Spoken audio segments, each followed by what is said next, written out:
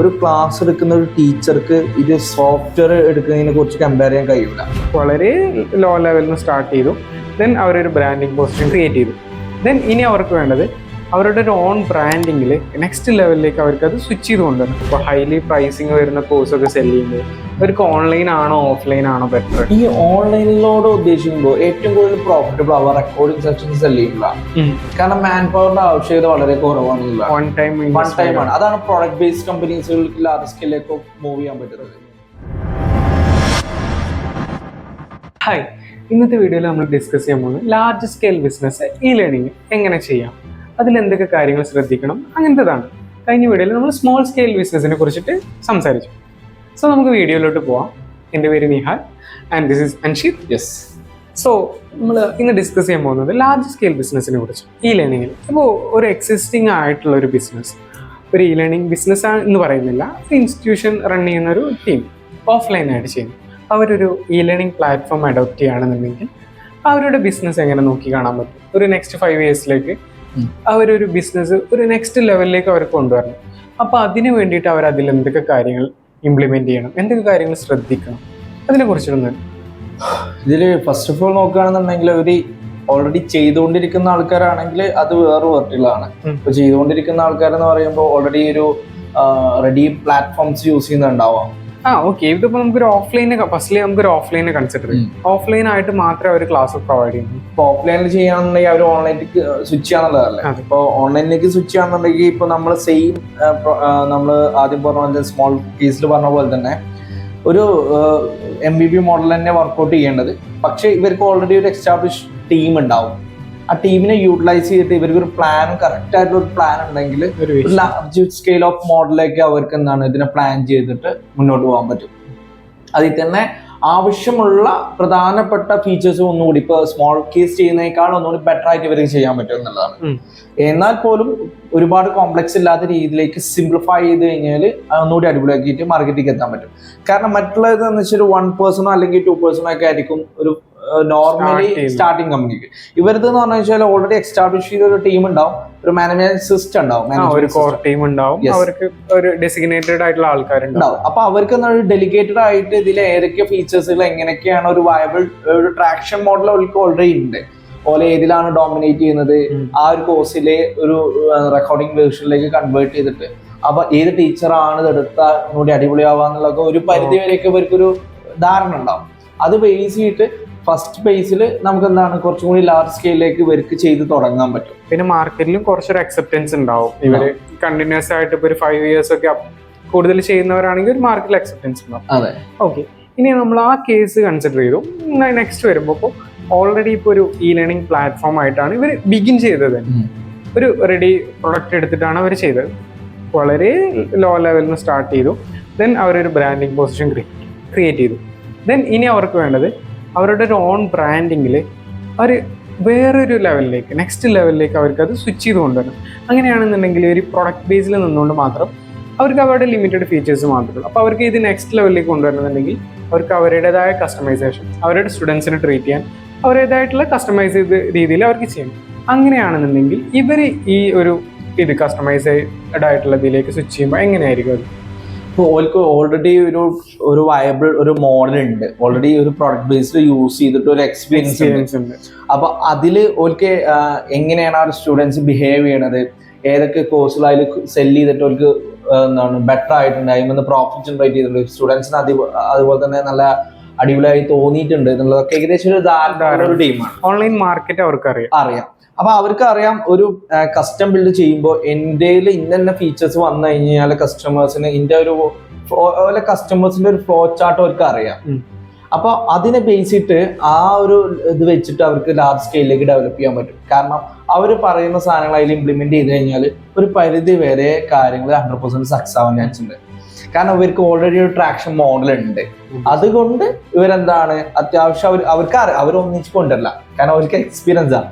ചില കാര്യങ്ങൾ ഒന്നിച്ച് കൂടുന്നതൊക്കെ ചിലപ്പോൾ അവർക്ക് വളയിട്ടുണ്ടാവും, ഫ്ലോപ്പ് ആവും. അപ്പൊ അവർ പറയുമ്പോൾ തന്നെ നമുക്ക് മനസ്സിലാവും ഓൾറെഡി ഒരു ട്രാക്ഷൻ മോഡൽ ചെയ്ത് എക്സ്പീരിയൻസ് ആയിട്ടുള്ള ഒരാൾ അടുത്തൊരു അപ്ഡേറ്റ് പറയുമ്പോൾ ആവറേജ് എന്തൊക്കെയാണ് അവർക്ക് വേണ്ട ഫീച്ചേഴ്സുകൾ, അവർക്ക് ഓൾറെഡി ഇതിലുള്ള ഫീച്ചേഴ്സും പ്ലസ് ഇവർക്ക് ചിലത് ഒഴിവാക്കേണ്ടിണ്ടാവും. കാരണം ഓൾറെഡി ഒരു പ്രൊഡക്റ്റ് ബേസ് ആകുമ്പോൾ അതിൽ വേണ്ടതും വേണ്ടാത്തതൊക്കെ ഉണ്ടാവും. അപ്പൊ ഇതിൽ വേണ്ടത് മാത്രം വെച്ചിട്ട് ഇതിൽ ഏതെങ്കിലും ഒരു അഡീഷണൽ ചിലപ്പോൾ 1-2 ഫീച്ചറൊക്കെ വെച്ചിട്ടായിരിക്കും ഇത് സ്റ്റാർട്ട് ചെയ്യുന്നുണ്ടാവും. അപ്പൊ അങ്ങനെ ആകുമ്പോൾ ഒന്നുകൂടി ഒരു സ്കെയിൽ ചെയ്യാൻ ഈസി ആയിരിക്കും. ഓൾറെഡി ഒരു പറയുന്ന കാര്യത്തിൽ ഒരു ക്ലാരിറ്റി അവർക്ക് ഉണ്ടാവും. ഓക്കെ, സോ ക്യൂരിയസ് ആയിട്ട് ചോദിക്കണം, ഇപ്പോൾ നമ്മളൊരു ഇ ലേണിംഗ് ബിസിനസ് ഒരു കസ്റ്റമൈസ് മോഡലിലേക്ക് പോവാം, എക്സിസ്റ്റിംഗ് ആയിട്ടുള്ള ഒരു ടീം കസ്റ്റമൈസ് മോഡലിലേക്ക് പോവാണ്, പ്രൊഡക്റ്റ് ബേസ് യൂസ് ചെയ്തവർ കസ്റ്റമൈസ് മോഡൽ. അപ്പോൾ അവർക്ക് അത്യാവശ്യം അധികം റിക്വയർമെന്റ്സ് ഉണ്ടാവും. അപ്പോൾ ഇത് നമുക്ക് ഡെവലപ്പ് ചെയ്തെടുക്കുകയാണെന്നുണ്ടെങ്കിൽ എത്ര ഡ്യൂറേഷൻ എടുക്കും? ഒരു കംപ്ലീറ്റ് മോഡൽ, അതായത് അവർ കംപ്ലീറ്റ് മൊഡ്യൂൾ ചെയ്യണമെന്നുണ്ടെങ്കിൽ എത്ര ഡ്യൂറേഷൻ എടുക്കാൻ ചാൻസ്? ഒരു ആവറേജ് 92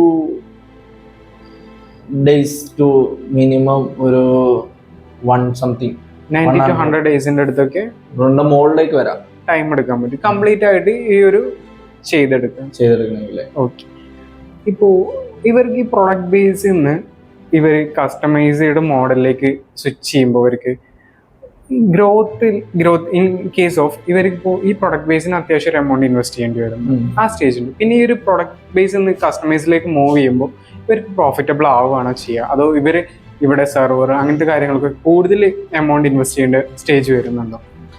ചില കേസിൽ വരും. കാരണം ഇപ്പൊ ആദ്യത്തെ റിക്വയർമെന്റ് മോഡലാണെങ്കിൽ ചിലപ്പോൾ ഇപ്പൊ ക്ലാസ് പ്ലസ് മോഡലൊക്കെ ഉണ്ട്.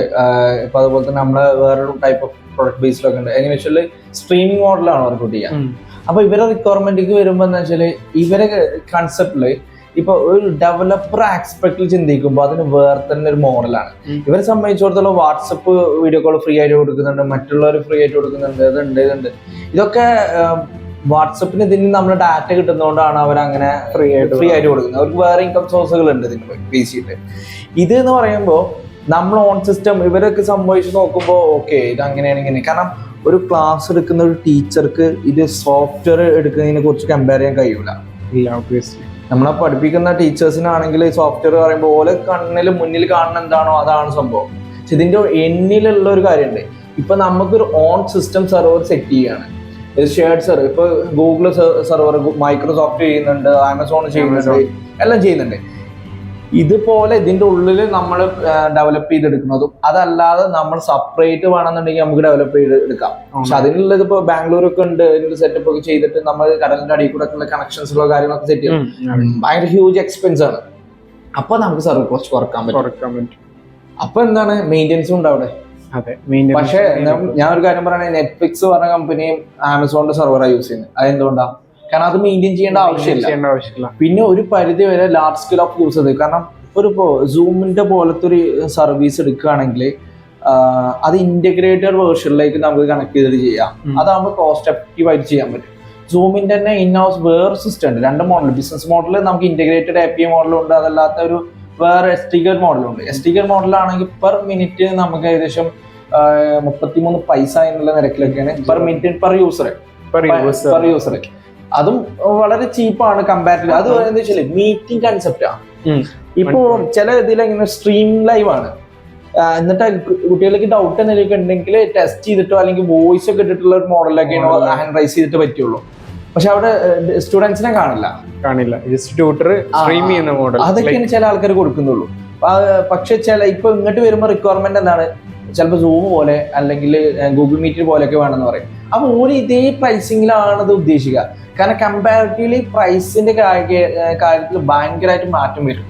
ഇപ്പോ ക്ലാസ് പ്ലസ് ഒക്കെ അവരെ ഓൺ വീഡിയോ സിസ്റ്റം ആണെന്ന് പ്രൊവൈഡ് ചെയ്യുന്നത് കേട്ടുകേൾവിണ്ട്, ഡെപ്ത് ആയിട്ട് അറിയില്ല. പക്ഷെ ഇപ്പൊ നമ്മുടെ പ്ലാറ്റ്ഫോമിന് ഓൺ ആയിട്ടൊരു വീഡിയോ സിസ്റ്റം, അതായത് നമ്മൾ സ്ട്രീമിങ്ങിന് ഒന്ന് ഡെവലപ്പ് ചെയ്യുകയാണെന്നുണ്ടെങ്കിൽ അത് ഹ്യൂജ് കോസ്റ്റ് വരില്ല. അതെ, ഹ്യൂജ് കോസ്റ്റ് വരും. ഇപ്പൊ നമുക്ക് എന്താണ് റിക്വയർമെന്റ് ബേസ്ഡ് ആണെങ്കിൽ കോസ്റ്റ് ഡിഫറൻസ് വരാം. ചിലപ്പോൾ നമുക്ക് സിമ്പിൾ മോഡലൊക്കെ ആണെന്നുണ്ടെങ്കിൽ നല്ല രീതിയിൽ കോസ്റ്റ് കുറച്ച് ചെയ്യാം. നമുക്ക് ലാർജ് സ്കെയിൽ ഓഫ് മോഡല് പല റിക്വയർമെന്റ്സും കാര്യങ്ങളൊക്കെ ഉണ്ടെങ്കിൽ നമുക്ക് അതിനനുസരിച്ച് കോസ്റ്റും വരും. നമ്മുടെ യൂസേഴ്സിന് എത്രത്തോളം വരും അതിനൊക്കെയാണ് നമ്മൾ ചാർജസ് പേ ചെയ്യേണ്ടി വരിക. അപ്പോൾ വയബിൾ പ്രൊഡക്ട്സുകൾ മാർക്കറ്റിലുണ്ട്, നല്ല അത്യാവശ്യം കുഴപ്പമില്ലാത്ത ട്രാക്ഷനുള്ള പ്രൊഡക്ട്സ് ഉണ്ട്. അതൊക്കെ വെച്ചിട്ട് സ്റ്റാർട്ട് ചെയ്തിട്ട് പിന്നീട് നോക്കാം. അതല്ലേ നിങ്ങൾ ഹൈലി പേയ്മെന്റ് ചെയ്തിട്ടാണ് കോഴ്സുകൾ എടുക്കുന്നുണ്ടെങ്കിൽ നല്ല നല്ല സർവീസുകൾ വെക്കാം. കാരണം നമ്മളൊക്കെ എന്താണോ അങ്ങോട്ട് പ്രൊവൈഡ് ചെയ്യുന്നത്, ഇപ്പൊ നമുക്ക് ഇപ്പൊ ഒരു പ്രോഡക്റ്റ് ബേസ് എടുക്കുമ്പോൾ ഓല അതിനുള്ള സർവീസ്, നമ്മളൊരു വലിയൊരു പേയ്മെന്റ് കൊടുത്തിട്ട് ഒരു സാധനം എടുക്കുമ്പോൾ അതിനുള്ള നമ്മൾ സർവീസ്. അതുപോലെ തന്നെ നമുക്ക് നമ്മുടെ സ്റ്റുഡൻസിന് ചിലപ്പോൾ 500 രൂപയ്ക്ക് കോഴ്സ് കൊടുക്കുന്നവർക്ക് ചിലപ്പോൾ നമുക്ക് ഇങ്ങനെ ലൈവ് അതിന്റെ ആവശ്യം വരുന്നില്ല. ചിലപ്പോൾ 1 lakhന് കൊടുക്കുന്ന കോഴ്സ് സിസ്റ്റം ഒക്കെ ആണെന്നുണ്ടെങ്കിൽ നമുക്ക് എന്താണ് നല്ല അടിപൊളിയായിട്ടുള്ള സിസ്റ്റം കാര്യങ്ങളൊക്കെ ഇംപ്ലിമെന്റ് ചെയ്യാം. നമുക്ക് എന്താണോ റിട്ടേൺ വരുന്നത് അതിന് അഗെയിൻസ്റ്റ് ആയിട്ടുള്ള സംഭവം നമുക്ക് കൊടുക്കാം. ആ ഒരു മോഡലിലാവണം ഓരോ ബിസിനസിന് പറ്റുന്ന മോഡല്. ചിലപ്പോൾ ലാർജ് സ്കെയിൽ ഓഫ് ബിസിനസിന് എല്ലാം പറ്റണമെന്നുണ്ടാവില്ല. കാരണം അവരുടെ ബിസിനസ് മോഡലിനനുസരിച്ച് ഏതാണ് ഓപ്റ്റ് ചെയ്യേണ്ടത് എന്നുള്ള രീതിയിലേക്ക് വർക്ക്ഔട്ട് ചെയ്യുക എന്നുള്ളതാണ്. ഇപ്പോൾ ഹൈലി ഇത് വരുമ്പോൾ ഇപ്പോൾ ഹൈലി പ്രൈസിങ് വരുന്ന കോഴ്സൊക്കെ സെല് ചെയ്യുമ്പോൾ അവർക്ക് ഓൺലൈൻ ആണോ ഓഫ്ലൈൻ ആണോ ബെറ്റർ ഒരു കൺസിഡർ ചെയ്യുന്ന കേസിൽ വരുമ്പോൾ? ഈ ഓൺലൈനിലോട് ഉദ്ദേശിക്കുമ്പോൾ ഏറ്റവും കൂടുതൽ പ്രോഫിറ്റബിൾ ആവുക റെക്കോർഡിംഗ് സെക്ഷൻസ് സെല് ചെയ്യുമ്പോഴാണ്. കാരണം മാൻ പവറിന്റെ ആവശ്യകത വളരെ കുറവാണ്. വൺ ടൈം ആണ്. അതാണ് പ്രോഡക്റ്റ് ബേസ്ഡ് കമ്പനീസുകൾക്ക് ലാർജ് സ്കെയിലേക്ക് മൂവ് ചെയ്യാൻ പറ്റുന്നത്. ഇപ്പോ റെക്കോർഡിംഗ് സെക്ഷൻസ് മാത്രം സെല് ചെയ്യുന്ന എല്ലാ പ്ലാറ്റ്ഫോമിനും ഗ്രോത്ത് ഒന്നും കൂട്ടിക്കൊണ്ടുവരാൻ പറ്റും. നേരെ മറിച്ച് 1-to-1 ലൈവ് കൊടുക്കുകയാണ്. ഇത് എത്ര ആൾക്കാരെ വേണ്ടി വരും 1-to-1 ലൈവ്? നമുക്കൊരു ഇപ്പൊ ഒരു ക്ലാസ് റൂമിൽ എടുക്കുന്നതിനേക്കാൾ കൂടുതൽ സ്റ്റുഡൻസിനെ ട്യൂട്ടേഴ്സ് വേണ്ടി വരും. അപ്പൊ അത് ഭയങ്കര റിസ്ക്കാ. അപ്പൊ ഈ റിസ്ക് ഉള്ളതിന് ഗ്രോ ഉണ്ടാവില്ല, 100% ഗ്രോ ഉണ്ടാവില്ല. ഇപ്പൊ നമുക്ക് ലൈവ് സെക്ഷൻ കൊടുക്കുന്നുണ്ടെങ്കിൽ തന്നെ നമ്മൾ 1-to-many ആണ്. ഒരുപാട് ആൾക്കാർക്ക് കൊടുക്കുകയാണ്. ആ ഒരു ഇതിൽ ചിലപ്പോ 1000-കണക്കിന് ലക്ഷക്കണക്കിന് ആൾക്കാരുണ്ടെങ്കിൽ അവർക്ക് ഒന്നിച്ച് അവർക്ക് ഏറാം കേട്ട് പോവാം എന്നുള്ള കൺസെപ്റ്റിലാണെന്നുണ്ടെങ്കിൽ ഒബിയസ്ലി അത് ഓക്കെയാണ്. അല്ലാത്ത സമയത്ത് അതൊന്നും ചെയ്യല് അത്ര നല്ലതല്ല എന്നുള്ളതാണ്. കാരണം 1-to-many ഗ്രോ ചെയ്യണമെന്നുണ്ടെങ്കിൽ നമ്മളൊരു നല്ലൊരു ട്രാക്ഷൻ മോഡൽ ഉണ്ടാകണം. അതിലൊരു സിംപ്ലിഫൈ ചെയ്യണം. നമ്മൾ മാൻ പവർ കുറക്കണം. അത് സിസ്റ്റമാറ്റിക് ആയിട്ട് തന്നെ റൺ ചെയ്യാൻ പറ്റുന്ന ഒരു മോഡൽ ആക്കണം. മേ ബി റെക്കോർഡിംഗ് ക്ലാസ് മാത്രം ഫോക്കസബിൾ ആക്കുക. പ്ലസ് നമ്മളെ സിസ്റ്റം അവരെ ഒപ്റ്റിമൈസ് ചെയ്ത് കൊണ്ടുവരാം. ചെറിയ രീതിയിൽ സപ്പോർട്ട്സ് കാര്യങ്ങൾ കൊടുക്കാൻ പറ്റുന്ന രീതിയിലേക്ക് വർക്ക്ഔട്ട് ചെയ്യാം. അങ്ങനെ ആകുമ്പോൾ വലുതാക്കാൻ പറ്റും. ഇപ്പോൾ ഇവരുടെ സ്റ്റുഡൻസ് ഇപ്പോൾ ലാർജ് സ്കെയിൽ ആണല്ലോ ഓൾറെഡി. ഇപ്പോൾ ഇവർക്ക് ഇവരുടെ സ്റ്റുഡൻസിനെ മാനേജ് ചെയ്യാൻ ഒരു വേറെ CRM കൺസിഡർ ചെയ്യേണ്ടി വരും. അപ്പോൾ നമ്മുടെ ഈ ആപ്പ് തന്നെ എല്ലാം മാനേജ് ചെയ്യാൻ. കാരണം അവരുടെ ട്രാക്കിങ് അവരെത്രത്തോളം കാണുന്നുണ്ട്, ഏതൊക്കെ ടൈമിൽ കയറുന്നുണ്ട്, പിന്നെ അവരെ വേണമെന്നുണ്ടെങ്കിൽ ഇവർ ശ്രദ്ധിക്കാം. കാരണം ചില ആൾക്കാർ ഇത് ഓപ്പൺ ആക്കിയിട്ട് പോകും. ഇപ്പൊ അതിലൊക്കെ നമുക്ക് വേണമെങ്കിൽ ഓരോ മോഡൽസുകൾ ഇംപ്ലിമെന്റ് ചെയ്യാം. ജസ്റ്റ് ഓഫ് ഒരു 10 മിനിറ്റിന്റെ വീഡിയോ കാണാണ് ഇവര്, അഥവാ ഒരു ക്ലാസ് കാണുകയാണെങ്കിൽ ഒരു 3 മിനിറ്റിന്റെ ഇടയിൽ നമ്മളൊരു സബ്ജക്റ്റിനെ കുറിച്ച് സംസാരിച്ചു. ആ ടൈമിൽ ഒരു ക്വസ്റ്റ്യൻ നമുക്ക് പോപ്പ് ചെയ്യാം. അത് ആൻസർ, അത് MCQ മോഡലായിക്കോട്ടെ, അത് ആൻസർ ചെയ്ത് കഴിഞ്ഞാൽ മാത്രമേ ഉള്ളൂ അടുത്ത ഇതിലേക്ക് പോവുള്ളൂ. അപ്പൊ ഇവരെന്താണ്, അല്ലെങ്കിൽ വീണ്ടും റിപ്പീറ്റ് ചെയ്ത് കാണണം. ഇങ്ങനെ ആകുമ്പോൾ എന്താണ് ഒന്നുകൂടി ഒപ്റ്റിമൈസ് ചെയ്യും. കാരണം ഇവർ ശ്രദ്ധിക്കുന്നുണ്ട്, കാര്യങ്ങളുണ്ട്. അല്ലെങ്കിൽ എന്താണ് ജസ്റ്റ് ഇങ്ങനെ കേട്ട് ചിലപ്പോൾ അങ്ങനെ പുറത്ത് നോക്കി നിൽക്കും, അല്ലെങ്കിൽ എന്തെങ്കിലുമൊക്കെ ആണെങ്കിലും അല്ല ഓൺ ആക്കിയിട്ട് കഴിഞ്ഞാലൊക്കെ ഒന്നും റിസൾട്ട് ഓറിയന്റഡ് ആവില്ല. നമുക്ക് ഒരു പരിധി വരെ കാര്യങ്ങൾക്ക് റിസൾട്ട് ഓറിയന്റഡ് ആയിട്ട് ട്രാക്ക് ചെയ്ത് പ്രോപ്പറായിട്ട് പിന്നെ നമ്മൾ ബാക്ക് എൻഡിലും കൂടെ ടീം അതിന് വില്ലിംഗ് ആയിട്ട് ഇരിക്കണം. അതെ, ഇവർ എത്ര ടൈം കാണുന്നുണ്ട്, കാണാത്ത അവർക്ക് ആൾക്കാരെ നമുക്ക് റിമൈൻഡ് ചെയ്ത് കാണിക്കാനും. അങ്ങനെ ആകുമ്പോൾ ലാർജ് സ്കെയിൽ ഓഫ് യൂസർ എല്ലാവരും മോണിറ്റർ ചെയ്യൽ ചിലപ്പോൾ പോസിബിൾ ആവില്ല. അപ്പൊ ചെയ്യാത്ത ആൾക്കാരെ സിസ്റ്റം തന്നെ ഐഡന്റിഫൈ ചെയ്തിട്ട് കുറെ ദിവസമായിട്ട് കയറിയിട്ടില്ല, ഇന്ന വീഡിയോസ് കണ്ടിട്ടുള്ളൂ, കാര്യങ്ങളൊക്കെ ആയിട്ട് ഒരുപാട് ഇതൊക്കെ ആദ്യം തന്നെ ഇംപ്ലിമെന്റ് ചെയ്യണമെന്നല്ല. ചില ബിസിനസ്സിൽ ചില പ്രശ്നങ്ങൾ ഉണ്ടാവും. അപ്പൊ അത് മനസ്സിലാക്കിയിട്ട് നമ്മൾ ഡെവലപ്പ് ചെയ്ത് ഇങ്ങനെ കൊണ്ടുവരാം. അപ്പൊ അതിനെ ബേസ് ചെയ്തിട്ട് നമുക്ക് എന്താണ് വലുതാക്കിയിട്ട് ഇപ്പോ ഒരു പല ട്യൂട്ടേഴ്സും ഇപ്പോൾ ഹൈലി പെയ്ഡ് ആയിട്ടുള്ള ട്യൂട്ടേഴ്സും ഒക്കെ നമുക്ക് ചിലപ്പോൾ ഒരു ക്ലാസ് പ്രൊവൈഡ് ചെയ്യുന്നുണ്ടാവും. അപ്പോൾ ഇവരുടെ കണ്ടന്റ് സേഫ് ആണ്. അതായത് ഇപ്പോൾ ഞാൻ ഒരു ഹൈലി പെയ്ഡ് ആയിട്ടുള്ള ഹവറിന് 1000-2000 ഒക്കെ ചാർജ് ചെയ്യുന്ന ഒരാളാണെങ്കിൽ ഞാൻ പ്രൊവൈഡ് ചെയ്യുന്ന കണ്ടന്റ് സേഫ് ആണ്.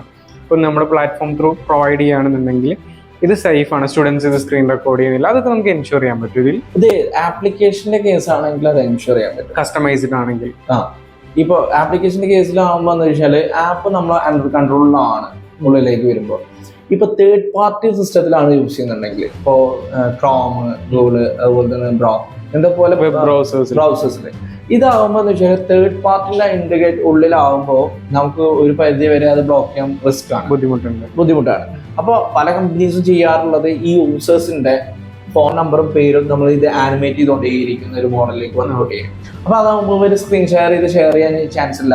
പ്ലസ് എന്താണ്, ഷെയർ ചെയ്ത് ഇങ്ങനെ പോയി കഴിഞ്ഞാൽ നമ്മൾ ഇപ്പൊ ഒരു സാധനം ഷെയർ ചെയ്ത് പോയി കഴിഞ്ഞാൽ അത് ഓണേഴ്സ് കാണുമ്പോഴാണല്ലോ ഷെയർ ചെയ്ത് പോയിക്കുന്നത് നമ്മൾ മനസ്സിലാക്കുന്നത്.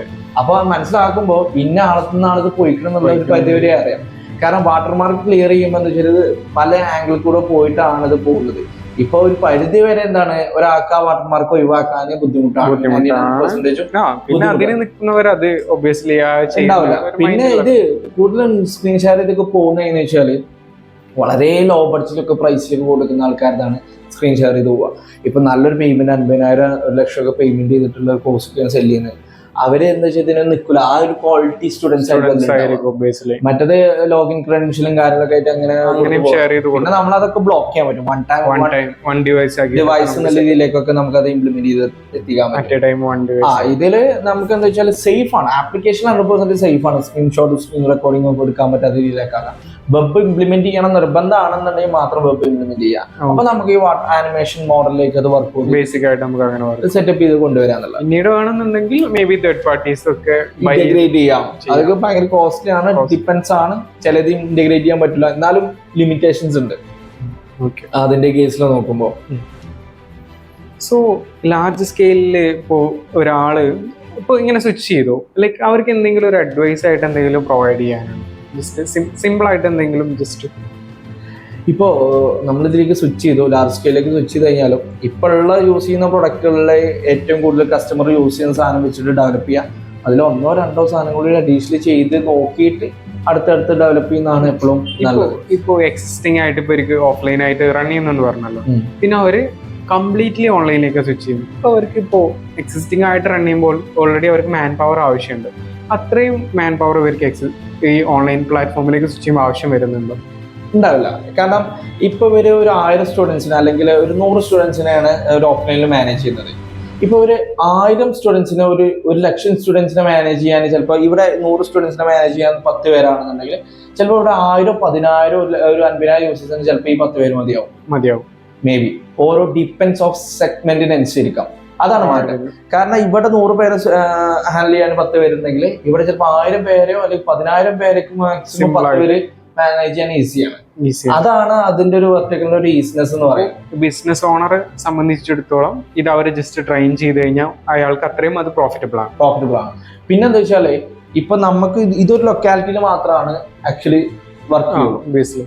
അപ്പൊ അവിടുന്ന് ഇതാവുമ്പോ നമുക്ക് എവിടെയാണെങ്കിലും ലോകത്തിന്റെ ഏത് ഭാഗത്താണെന്നുണ്ടെങ്കിലും നമുക്ക് ഇത് ആക്സസ് ചെയ്യാൻ പറ്റും, പേയ്മെന്റ് ചെയ്തിട്ട് ബൈ ആണ്. അപ്പോൾ അവർക്ക് കൺവീൻസീവ് ആയിട്ടുള്ള ഒരു ഏരിയയില് നമുക്ക് ഇത് എന്താണ് എവിടുന്ന് ഓപ്പൺ ചെയ്യാൻ പറ്റും. പിന്നെ ഇത് വാല്യുവേഷൻ അതിനനുസരിച്ച് കൂടും ചെയ്യും. കമ്പനിയുടെ സെല്ലിംഗ് വാല്യുവേഷൻ കൂടും. കാരണം ഇപ്പൊ ഒരു ലൊക്കാലിറ്റിയിൽ ഇരിക്കുന്ന ഇതിന് നമ്മളൊരു എമൗണ്ട് സ്പെൻഡ് ചെയ്തിട്ടുണ്ട്, അതിന് ഇത്ര 100 സ്റ്റുഡൻസ് വർക്ക് ചെയ്യുന്നിടത്ത് ഇവിടെ ഒരു 10K സ്റ്റുഡൻസ് ഉണ്ട്. ഇതിന്റെ വാല്യുവേഷനും ചിലപ്പോൾ സെയിം ഇൻവെസ്റ്റ്മെന്റ് ആയിരിക്കും. ഇതിന് ഈ ഒരു സെറ്റപ്പ് ചെയ്യാൻ ചിലപ്പോൾ നല്ലൊരു എമൗണ്ട് ഉണ്ടാവും. അതേ എമൗണ്ടിനേക്കാൾ കുറഞ്ഞ എമൗണ്ട് ചിലപ്പോൾ നമുക്കൊരു സിസ്റ്റം അവിടെ ബിൽഡ് ചെയ്യാൻ പറ്റും. ഈ സാധനത്തിന് ഈ 10K യൂസേഴ്സ് ആകുമ്പോൾ നമുക്ക് ഇതിന്റെ ഒരു സെല്ലിംഗ് വാല്യൂ ഹൈ ആയിരിക്കും. അത് ചില ആൾക്കാർക്ക് എന്താ വെച്ചാൽ മെറ്റീരിയലിലാണ് വാല്യൂ കാണിക്കുന്നത്.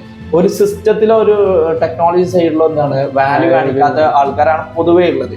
അപ്പോൾ ചില ആൾക്കാർ ഓഫീസ് സെറ്റപ്പ് ചെയ്യും, നല്ല രീതിയിൽ ലാർജ് സ്കെയിൽ ചെയ്യും. ഇതല്ല ആക്ച്വലി വേണ്ടത്. കാരണം നമുക്ക് വേണ്ട സിസ്റ്റം ഡെവലപ്പ് ചെയ്തിട്ട് അതിനെ സ്കെയിൽ ചെയ്യാൻ പറ്റിക്കഴിഞ്ഞാൽ അവിടെ നമുക്ക് കിട്ടാൻ പോകുന്ന ഒരു ഇൻകം സൈഡ് ഭയങ്കര സിംപ്ലി ആയിട്ട് ലോ കോസ്റ്റിൽ നമുക്ക് അത് ഇംപ്ലിമെന്റ് ചെയ്യാൻ പറ്റും കമ്പാരിറ്റീവ്ലി. കാരണം ഇവിടെ 100 സ്റ്റുഡൻസിനെ ഹാൻഡിൽ ചെയ്യുന്ന സെയിം സാധനത്തിന് ഇവിടെ 10K സ്റ്റുഡൻസിനെ ഹാൻഡിൽ ചെയ്യുന്ന എമൗണ്ട് വെച്ചിട്ട് നമുക്ക് മാനേജ് ചെയ്യാൻ പറ്റും. അവിടെ ബ്രാൻഡിങ് ഉണ്ട് ഈ കമ്പനിക്ക്. ആ സെല്ലിംഗ് ബ്രാൻഡ് വാല്യൂ അത് ചിന്തിക്കാന്നുള്ളതാണ്. ചില ആൾക്കാർ മെറ്റീരിയലിസ്റ്റിക് ആയതുകൊണ്ടുള്ള ഒരു ബുദ്ധിമുട്ടാണ്. അത് ഒരു ഓൾഡ് കൾച്ചറാണ്, നമ്മൾ അഡോപ്റ്റ് ചെയ്ത് വരുന്നത്. ഇപ്പൊ നമ്മുടെ ജനറേഷൻ മാറിക്കൊണ്ടിരിക്കുന്നു. നമ്മളെ മുന്നിൽ ഓരോ ലൈവ് എക്സാമ്പിൾസ് വരുമ്പോൾ ആൾക്കാർ ഇത് അഡോപ്റ്റ് ചെയ്ത് തുടങ്ങും. ഇപ്പൊ ചില ക്ലയൻസിനോട് നമ്മൾ തന്നെ പറയും, ഒരു ലാർജ് സ്കെയിൽ കൊണ്ടൊക്കെ വരും, നമ്മൾ വയബിൾ അല്ലെങ്കിൽ വയബിൾ അല്ല എന്നൊക്കെ പറയുമ്പോൾ ഓല് അതിങ്ങനെ ന്യായീകരിച്ചോണ്ടേ നമ്മളെ ഞാൻ പറഞ്ഞ ടേംസ് മനസ്സിലാക്കണോ അറിയില്ല. പക്ഷെ ഏറ്റവും സിമ്പിൾ ആയിട്ട് ഇറക്കുക കാര്യങ്ങള്. പിന്നെ വളരെ എഫിഷ്യൻസി ആയിട്ടുള്ള സാധനം ഇറക്കണമെന്നുണ്ടെങ്കിൽ ഏറ്റവും സിമ്പിൾ ആക്കുക, പവർഫുൾ ആക്കുക. കാരണം ചില ആൾക്കാർക്ക് പറഞ്ഞാൽ മനസ്സിലാവുന്നില്ല. ചിലപ്പോ ഇതെന്താ പറയുക, കിട്ടിയാലേ മനസ്സിലാവുന്ന ഒരു കൺസെപ്റ്റ് ഉണ്ട് ചില ആൾക്കാർക്ക്. അത് ആൾക്കാരുടെ ഒരു മൈൻഡ് സെറ്റ് ആണല്ലോ. ഒബ്വിയസ്ലി ഇത് മാർക്കറ്റിൽ ഇങ്ങനെ വന്നു കഴിഞ്ഞാൽ എങ്ങനെ ബൂം വരും, അത് അവര് ഫസ്റ്റ് തോട്ട് മാത്രമാണ്. പക്ഷെ ഇത് മാർക്കറ്റിൽ ഇറക്കുമ്പോൾ ഈ അക്വയർ ചെയ്യുന്ന സ്റ്റുഡൻസ് ചിലപ്പോൾ മേ ബി അവർക്ക് ഇതിൽ നിന്ന് ഒരു ബെനിഫിറ്റ് ഇല്ലാന്നുണ്ടെങ്കിൽ ആ ബിസിനസ് അവിടെ മോഡൽ ഇറക്കുന്നതിന്റെ ഞാനൊരു കഥ കേട്ടെന്ന് വെച്ചാല്, ഞാനൊരു ഏതൊരു ബുക്കിലോ അല്ലെങ്കിൽ ഏതൊരു ഓഡിയോയിലോ ഒക്കെ കേട്ടതാണ് സംഭവം. ഒരു ബിസിനസ്സുകാരന്റെ മകനായിരുന്നു. ആളെ പേര് അറിയപ്പെടുന്ന എങ്ങനെ വെച്ചാല് ആളെ അപ്പാന്റെ പേരിൽ, ഫാദറിന്റെ പേരിലാണ് ആളെ അറിയപ്പെടുന്നത്. അപ്പൊ അയാൾക്ക് തന്നെ ഒരു ഐഡന്റിറ്റി ക്രിയേറ്റ് ചെയ്യണം എന്ന് പറഞ്ഞിട്ട് ഇയാളൊരു പ്രൊഡക്റ്റ് ലോഞ്ച് ചെയ്യണം.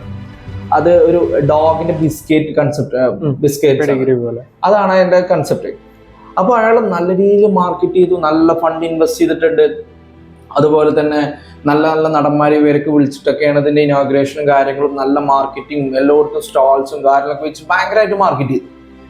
ഈ പ്രോഡക്ട്സ് ലോഞ്ച് ചെയ്ത് ഫസ്റ്റ് ടൈം പക്ക സെയിൽസ്, നല്ല സെയിൽസ്. അപ്പൊ കാരണം എന്താ വെച്ചാൽ അത്രയും നല്ല ട്രാക്ഷൻ ഓഫ് മാർക്കറ്റിംഗ് ആൾ ചെയ്തു. അപ്പൊ പിന്നീട് അതിന് ശേഷം കുറഞ്ഞു ഓരോ ടൈമിലും കുറഞ്ഞു വരികയാണ്. അപ്പൊ അതില് ഞാൻ സിമ്പിളാക്കി പറയാണ്, അതില് ഒരാൾക്ക് കൺസൾട്ട് ചെയ്യാൻ പോയി. ആ കൺസൾട്ട് ചെയ്യാൻ പോയപ്പോൾ ആള് ജസ്റ്റ് ഇതൊക്കെ കേട്ടു, കൺസൾട്ടിങ് ഇതൊക്കെ കേട്ട് ശേഷം ആളായിട്ട് എന്താണ് കുറച്ച് പിന്നെ വരാൻ പറഞ്ഞു. ബിസിനസ് കൺസൾട്ടിങ് മോഡൽ ഒരാളായിട്ട് പോയതാണ്. അപ്പോൾ ആൾക്ക് വീണ്ടും വരാൻ പറഞ്ഞു. അങ്ങനെ 3-4 വട്ടം വരാൻ പറഞ്ഞതിന് ശേഷം അയാൾ ഒരു ടിഷ്യൂ പേപ്പറിൽ എഴുതി കൊടുത്തു, ഈ പട്ടിനോട് ചോദിച്ചിട്ടുണ്ടായിരുന്നോ എന്നുള്ളത്. കാരണം ഈ പട്ടിക്ക് ഇത് ആവശ്യമുണ്ടോ എന്നുള്ളത് ചെക്ക് ചെയ്യാതെയാണ് നമ്മൾ ഈ പ്രൊഡക്ട്സ് എത്തിച്ചിരുന്നത്. അപ്പോൾ ഈ ഒരു ഡോഗിന് ഇത് ആവശ്യമുണ്ടോ ഇല്ല എന്നുള്ളത് നമ്മൾ നോക്കിയില്ല. അപ്പൊ അതുപോലെ തന്നെ നമ്മളെ പ്രൊഡക്ട്സ് അതാത് ആൾക്കാർക്ക് ഇത് വേണോ വേണ്ടോ എന്നുള്ളത് നമ്മൾ എന്താണ് ട്രയൽ ടെസ്റ്റ് ചെയ്ത പ്രൊഡക്ട്സ് ആവണം മാർക്കറ്റിംഗ് ബൂം ചെയ്യേണ്ടത്. കാരണം ഇപ്പൊ എന്താണ് മാർക്കറ്റ് ചെയ്ത കോസ്റ്റ് വേസ്റ്റ് ആയി. കാരണം മാർക്കറ്റിംഗ് ഒക്കെ അടിപൊളിയായി, കാരണം സെക്കൻഡ് ഫേസിലെ സാധനങ്ങളൊന്നും അടിപൊളിയായി. കാരണം ആദ്യം ആൾക്കാർ വാങ്ങിച്ചു, ഈ ഫുഡ് എന്താണ് ഈ ഡോഗ് കഴിക്കണില്ല. ഈ ഒരു പ്രശ്നം എന്താണ് എല്ലാ മാർക്കറ്റിലും ഉള്ളതാണ്. ആവശ്യമുള്ള പ്രൊഡക്ട്സ് ആണെന്നുള്ള നമ്മൾ ടെസ്റ്റ് റൺ ചെയ്ത് കഴിഞ്ഞാൽ മാത്രമേ ഉള്ളൂ മാർക്കറ്റിലേക്ക് എത്തിച്ചിട്ട് കാര്യമുള്ളൂ. ചിലത് നമ്മളെ ആപ്പ് കൊണ്ട് കാര്യം ഉണ്ടാവില്ല, ആപ്പ് അടിപൊളി ആയതുകൊണ്ട് കാര്യം ഉണ്ടാവില്ല, ചിലപ്പോൾ മാർക്കറ്റിംഗ് പാടി കഴിഞ്ഞാൽ ഓക്കെ ആവില്ല.